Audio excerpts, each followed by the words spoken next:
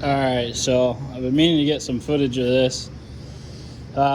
This is a cat motor. It's a 3406B that I put in. It was a donor motor out of a truck, and long story short, the motor ended up seizing, and it was rod bearing number 4 that had spun.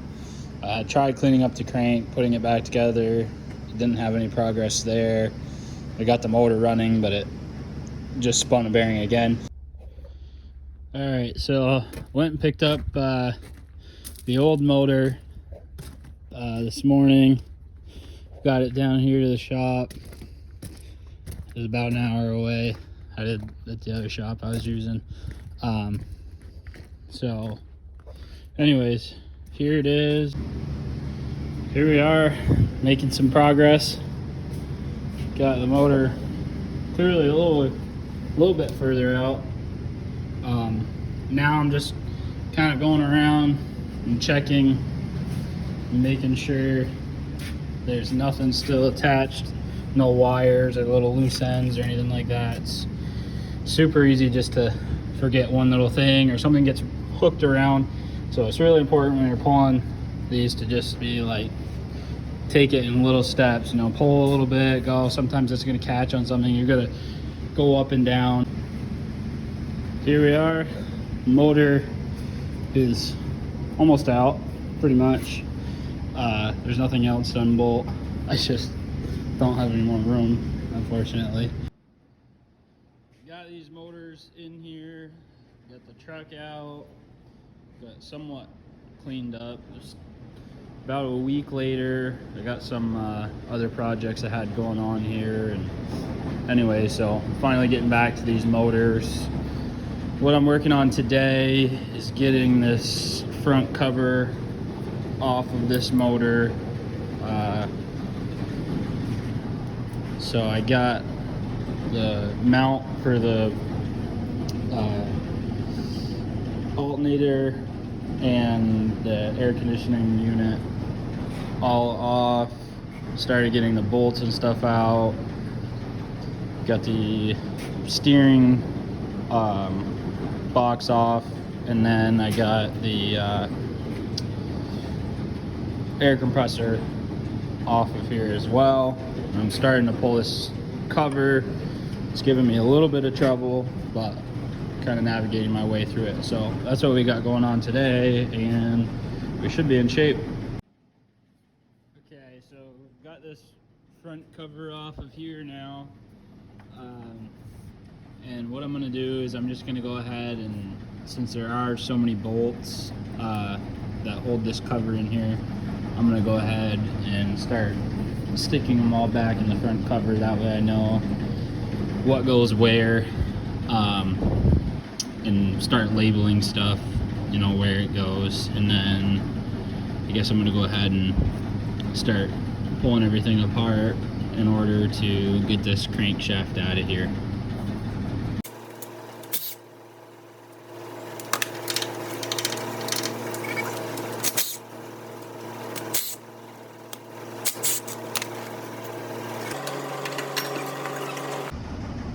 Now I've almost got everything apart here. I started out with the rod bearings, taking them out, and whatever decided it wanted to fall out, I've organized up here, from the front of the motor to the rear. And then I just started with the mains. I'm leaving 2 ends in to hold the crankshaft. And then once I get all of that apart, I should be able to set myself up so that I can roll it out to this point and then hang this crankshaft in the air to get it out of the way and get it cleaned up and start getting this motor put back together. I was hoping to get an early start this morning, but I didn't, because I actually ended up having to work on this stupid heater over here. Luckily my dad stashes a bunch of stuff in his barn, so he had spare parts for it and whatnot. But anyways, last night I was able to get this crank out of here. Was Definitely not easy, but I rolled it right out of the bottom of the motor here. Everything's disconnected, kind of a mess over here. But now what I'm gonna basically try to accomplish is this piston's coming out of the bottom here. I was trying to get it without having the rings out, but either way, I'm gonna take the rings out and put this piston back up in here. Then this piston, I should be able to, and I'm hoping that it has come down just barely far enough since I can twist it. That's as far as it'll go, but I'm hoping I can get that wrist pin out of there. That's my my goal. If that can come out of there, then I know I can do this. If it can't, then that motor I'm gonna have to go in from the top. A little bit of messing around. I've gotten to this point where the wrist pin is actually hitting on the sleeve, but also hitting on the main part of the block inside of there.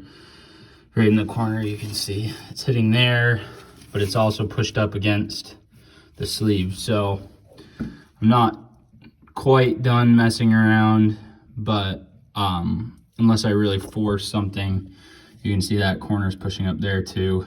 Unless I force something, I'm not gonna be able to get that out, which means that basically brings this theory to a stop.